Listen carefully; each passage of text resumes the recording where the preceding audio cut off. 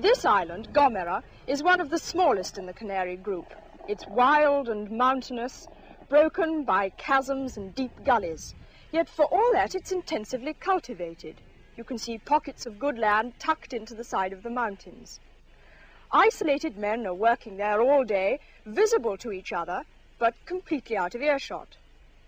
Now, in Switzerland, where you get roughly the same conditions, they yodel at each other. But when a Gomeran wants to talk to another Gomeran, he can't shout because, after all, it's too far away. He doesn't want to spend half the day clambering down one side of a ravine and climbing up the other. And so what does he do? Well, listen.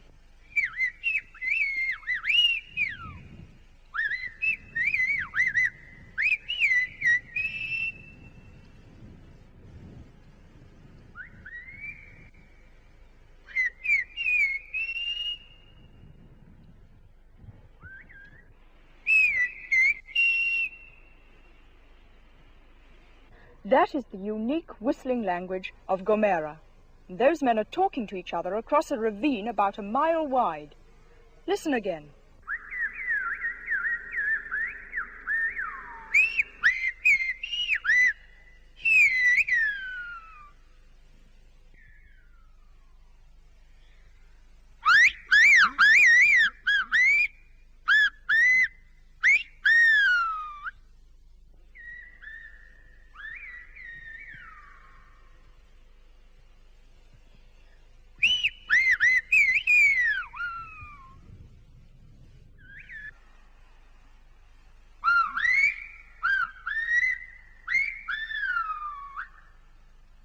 Now, did you notice that each whistle sounds like a word, and that there are definite tones within these words, just like Chinese? Each syllable has its own sound, so that anything that can be said in Spanish can be whistled in this way. It's a highly developed, sophisticated language, not just a set of limited signals and instructions like yodeling. It could be applied to any language, even English.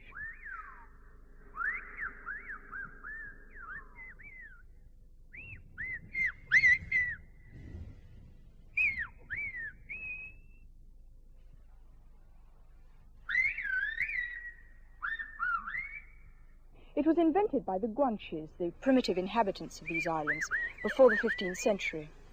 One story is that prisoners exiled to Gomero had their tongues cut out so that they invented a dumb language of their own. And now all Gomerans are bilingual, as it were. A young man can court his girl in whistling language, so long as he doesn't mind her family and all the neighbours listening in. And news travels fast to Gomero, an island about as big as Rutland. For instance, when a ship puts into port, within 15 minutes, everyone on the island knows its name, destination, cargo, and the number of its crew. And whenever the recruiting officer comes over from the mainland, the word soon gets around, and he's lucky if he catches anybody at all. Whistling is, as you can see, a very handy accomplishment. Now see if you can follow a complete conversation. Well, I'm going to ask him to ask the other man what he had for breakfast. Por favor, pregúntale a él qué cosa ha comido hoy por la mañana el desayuno.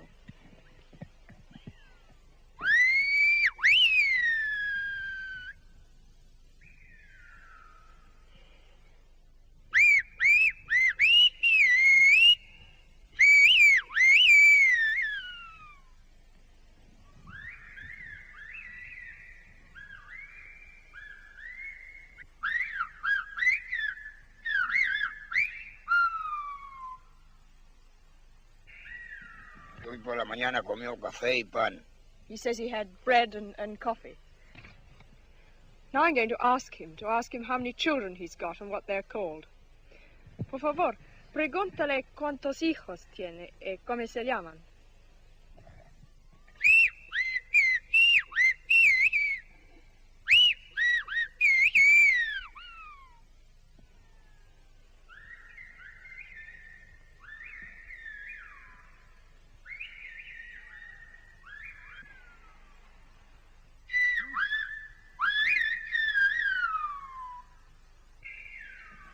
Tiene una sola y se llama Margarita. He says he's only got one, and she's called Margarita. Now I'm going to ask him what they plant on this island. ¿Qué plantas has sembrado en esta isla?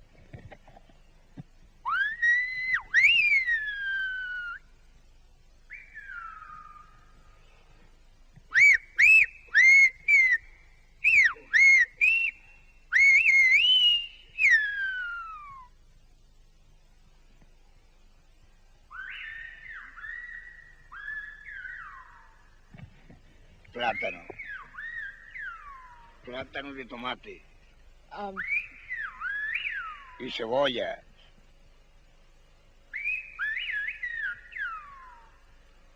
Y rábano. There's bananas and onions. Y esto. Y papas. And potatoes and tomatoes. Y batatas. And sweet potatoes, yes. I see. Now I'm going to ask him to get him to wave his stick around. Por favor, haga señas con el palo.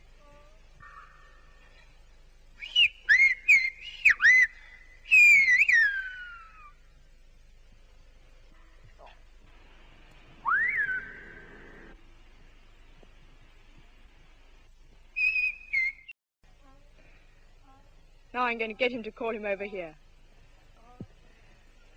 Diñárale, venga para...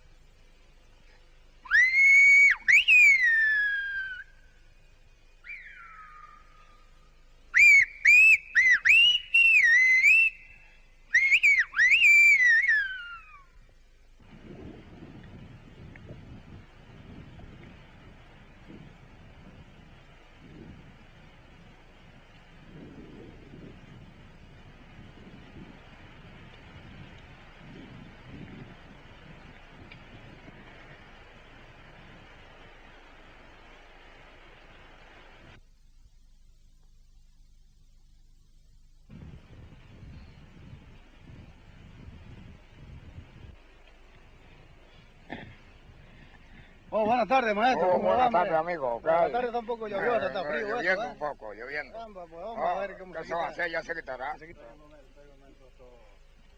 Por allá por tu pueblo ha llovido mucho. Well, as they say in Gomeran,